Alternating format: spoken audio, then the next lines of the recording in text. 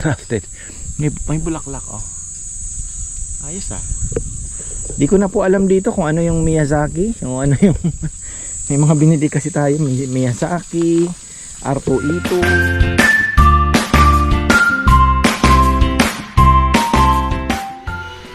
Ayan, magandang buhay. Ganda ng orchids natin. Tingnan niyo oh.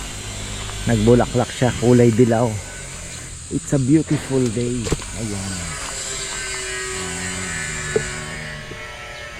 Ang taba niya. Kasi may ano yan, mayroong slow release. Kaya lang medyo hirap pa din sa araw yan. Tapos naalala ko yung ating mga tanim. Yung ating orange, Japanese orange. Nabali, natanggal na po.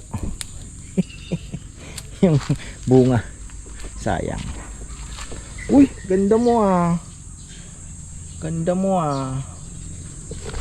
Yan. May papaya na pala tayong binili. Ayun, tingnan mo si Kongkong. Inutos ko yung ano, yung pati yung silika ko lagawin. Asa nawala na naman. Ayusin niya naman siguro mamaya yan. Nakakot nila yung mga susunod nating lilinisin ito. Ayan. Susunod nating lilinisin. Kalimutan ko, sabi ko magbabasa pala ako doon sa ano, sa mga bulate natin. Tapos papakuha ako ng tama-tama, maghahakot sila ng kahoy. Papakuha tayo ng Carabao manure ng mga nakasako doon. Bubunbud natin doon sa ano, naginipan ko, natumba na daw yung saging na nakaganon. Di ka agad natalian. Ganda ng mga lemongrass. Bilis lang pala na ito. Basta kompleto. Tubig. Laging may araw at tubig. Tingnan nyo yung mga naaarawan, no? Bilis oh. Yun.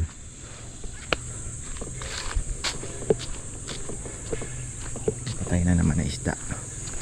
Amoy-amoy ko na naman. Shoutout pala kay Tita Leticia. Tinatanong niya kung October daw ba mayroon pang saging. Sa tingin ko, tita, ano naman, tuloy-tuloy na po kasi yan eh. So kung October, siguro dapat by January pa lang. Ay hindi, January, July, August, September, October, mga June, July dapat mayroon tayong may magpuso siguro. At yung mga papaya naman, pinipilit natin. May bili na naman akong ano, fertilizer. Kailangan natin maglagay ng fertilizer din. Tapos Carabao manure. Malapit na rin naman po ang tag-ulan. Malapit ng tag-ulan.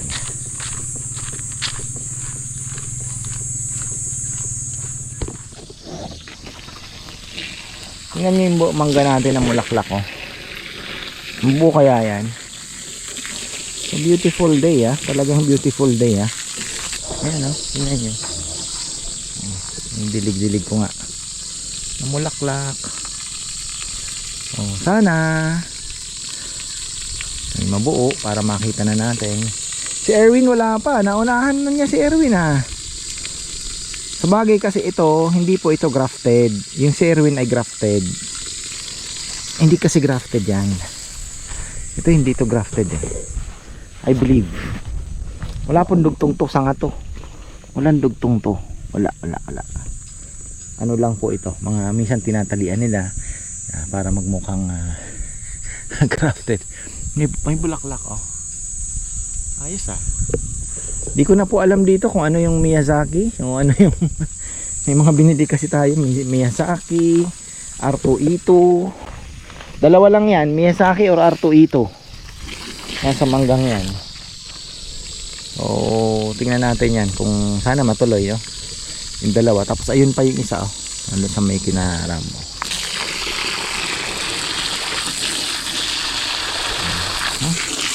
Parang lagi naman dinidilig ni Rambo ito ah. Basa eh. Kahapon di ako nagdilig eh. Dami nang uhulog na ano oh. Bunga ng pero ang dami pa rin. Dami nahuhulog pero ang dami pa rin. Dami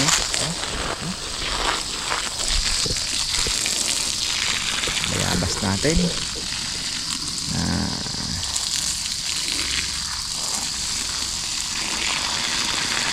Ito ay guapol at Taiwan guava.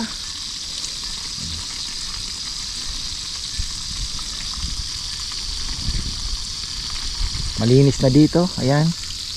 Oh. So dalawang alateris po ang naiwan.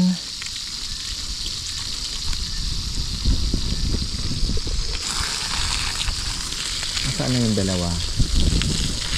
Andyan pa yata. Bayaw ang magpartner ngayon. Daming tumubong bayabas. So, ano kaya ito? Native. Ayan, native po yan.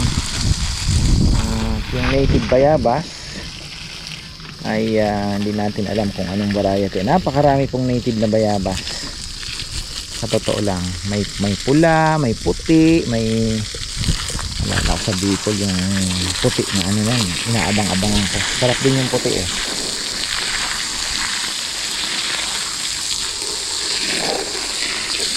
Ito tayo nakakabalik doon, no? Gusto kong bumili uli nito. Ako gusto nito mas mainit na lugar.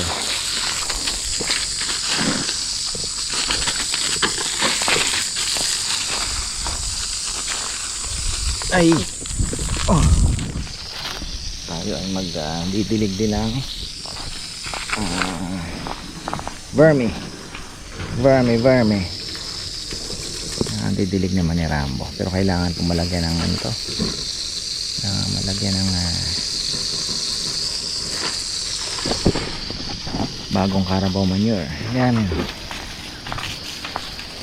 Kaya lang dumaan si na Kongkong, nagpakuha ako ng Carabao manure. Ayan, so bago na naman, at least may pagkain po ang ating tupi Ayan, may pagkain po ang ating bulate.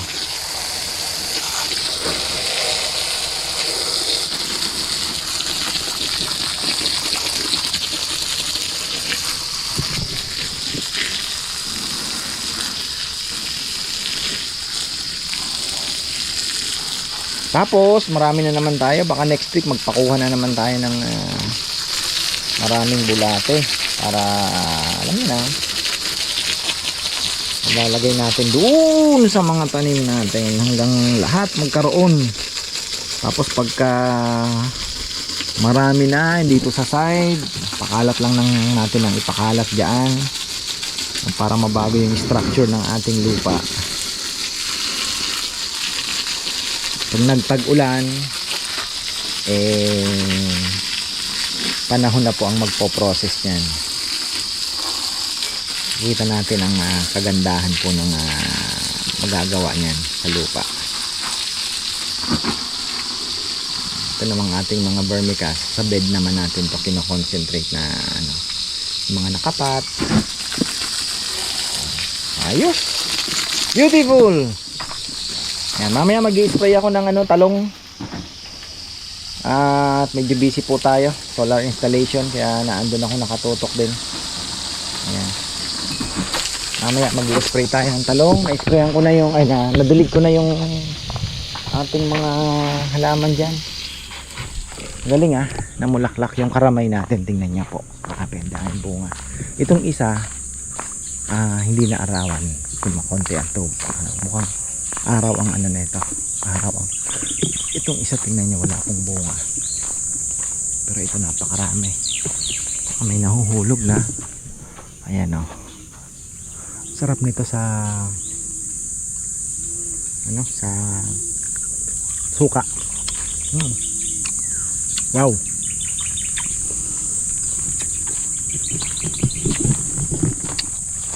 Alam niyo ang lasa. Ang galing talaga nung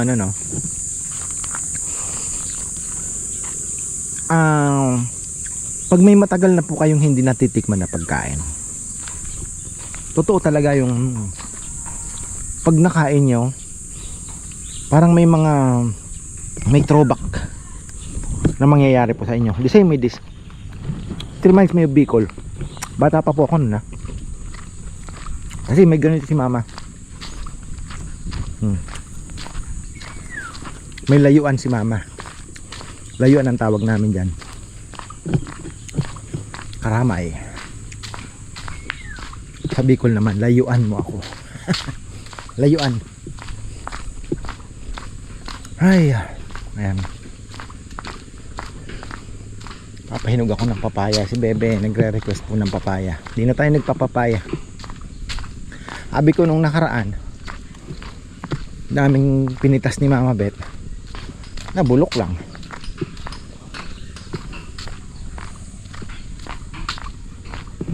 Ayan o, tinira na naman ng aso. Ano kaya ang aso ang tumitira? Malamig kasi, mainit po kasi ngayon, so malamig dyan.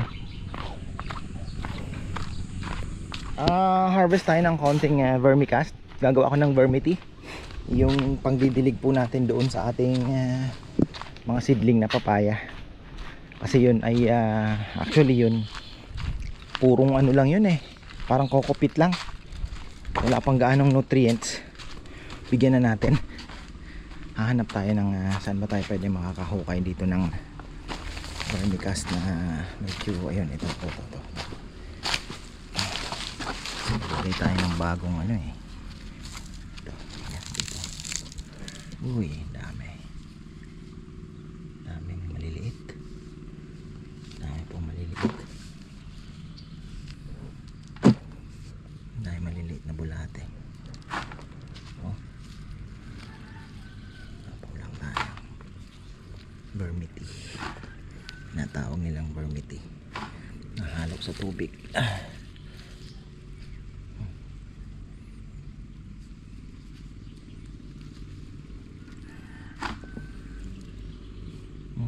Kayo, kailangan ng maganda sana kung makakuha ng fresh na Carabao manure. Hindi ko masikaso to. Sabi ko nga, tama lang na ito lang muna, kasi talagang ang hirap din po mag ano eh, kahit ito lang, 4 na bed lang, busy yung mga tauhan natin. Hirap din pong kasi minsan may instruction kaya hindi din naman nasusunod. Ayan. Lalo na pag umaalis ako, binibilin ko pa ito, please pakidiligan ninyo kasi ano, mamamatay yung mga bulate. Tapos palagyan na ng ito, tuyo to, hindi ito makakain. Kailangan natin ito is magbabad talaga. Kailangan ko ata ng maraming babaran dito para mas ayan, pwede na yan.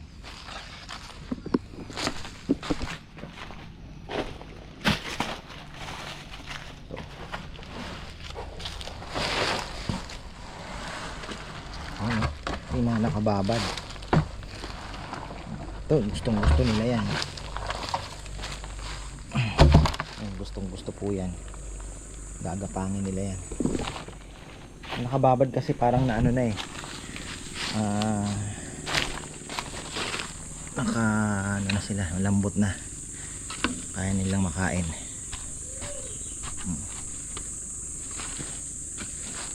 Ayos.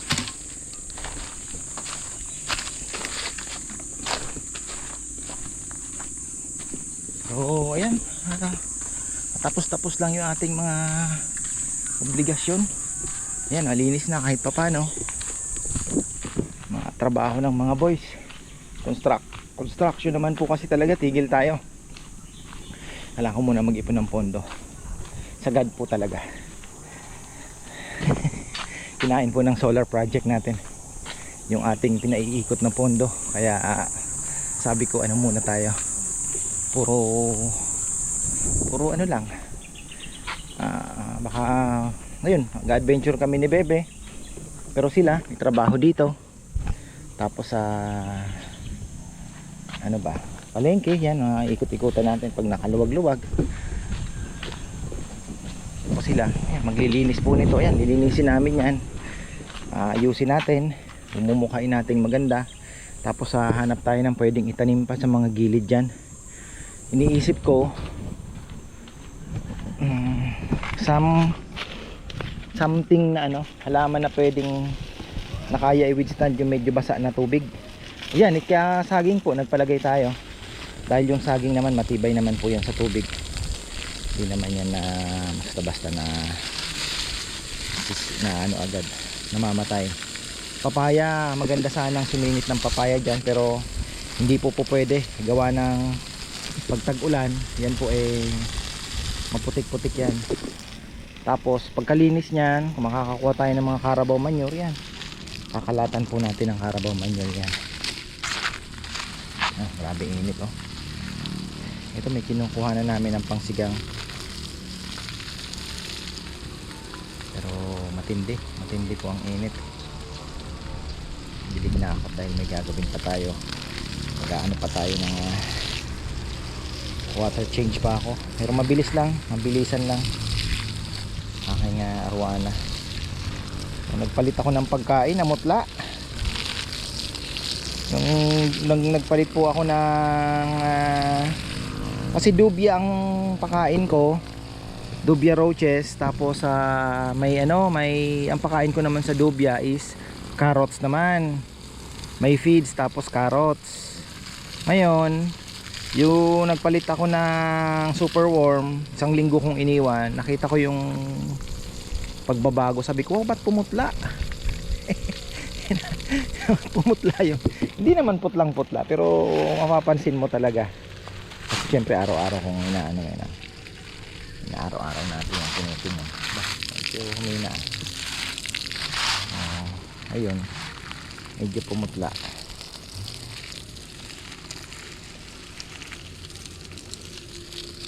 Binalik ko na naman yung dubia. Inaano ko na lang, mini mix 4 na 5 super worm, ganyan, 6 na dubia.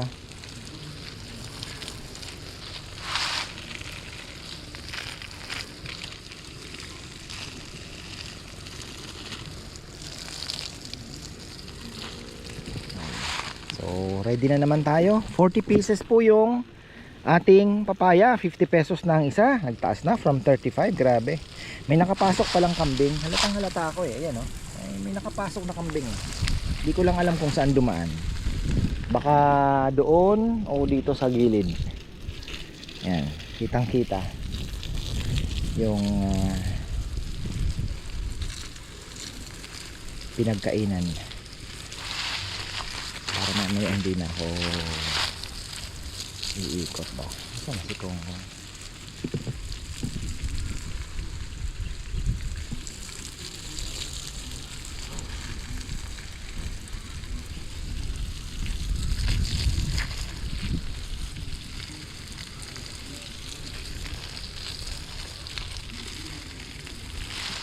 Bukas magbibilig din naman tayo Sabado at tayong pang chop. Medyo matumal kaya medyo tayo laylo. Ganda sana kung malakas pa yung kainan ganda. Pero last year naman ganito pala ka din kami. Kaya sabi ni Bebe wag kang mag-alala dahil last year ganyan na tayo katumal, wala pang krisis. Imaginin mo may krisis na di ba? Mas malakas pa rin doon sa last year na matumal tayo. Kaya si Bebe hindi naman siya nababahala.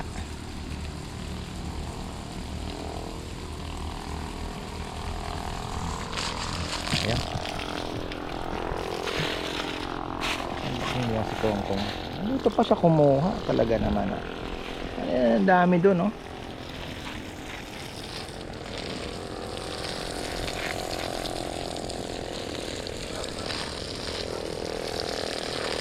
dapat yun na kinuhanan niya para mapalitan na doon. Ito experiment, maraming Carabao manure. Tingnan ko kung magkakaroon ng difference.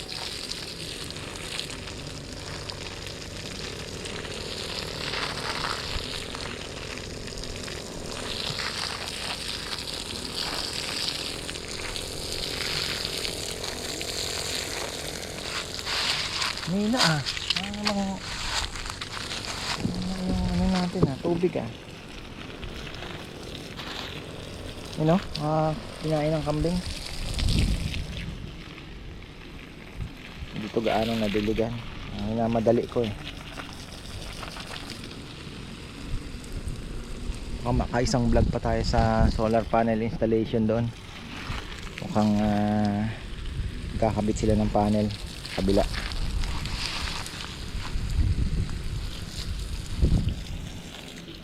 Si Kongkong nawala ah.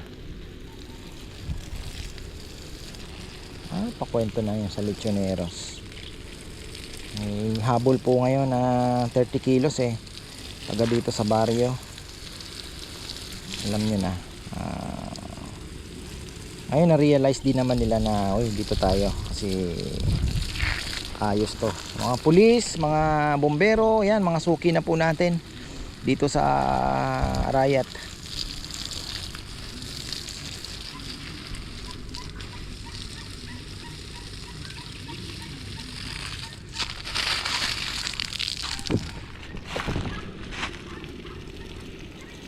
Ano naman, hindi na naman nakapag-fertilizer. Sabi ko sisingit ko sana. Kung nasaan, makapagpa-sprayin ko kaya ng Brudan. 30 minutes pa siya. Sayang naman. Talong.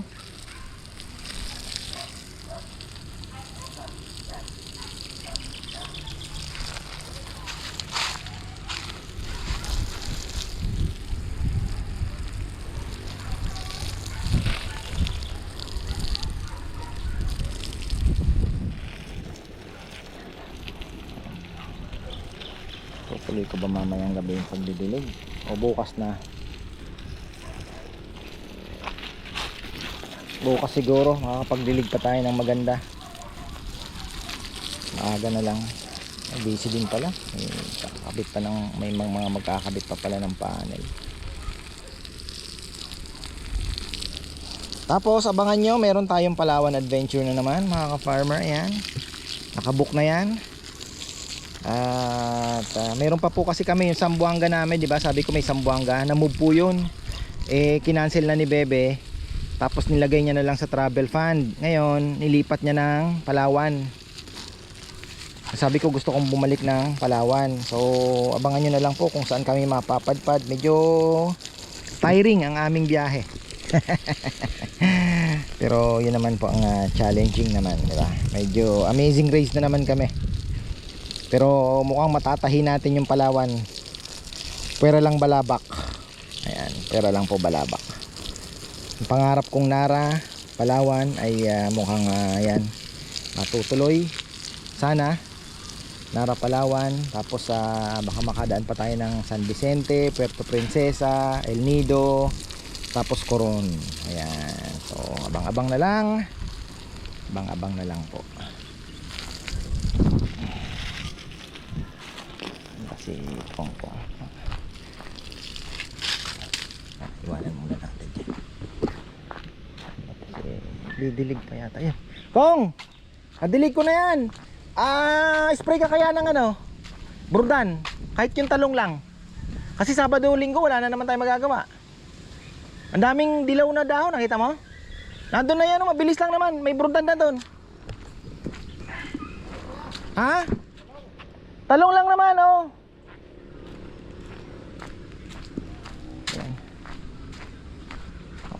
Diyan lang pala siya sa lilim So yan, okay na yung talbos ng kamote. Actually nadiligan na rin naman po yan. Kanyang dinidilig niya, dinilig ko na yan kanina. Okay na yan, survive na yan. So ayan po, ito yung ating langka. Ito gumanda na Ha? Ano no? Ano yun? Hindi, sa ano yun? Sa garapata. Grabe daw po ang garapata dito sa kabila. Pati yung mga baka pinachuchay.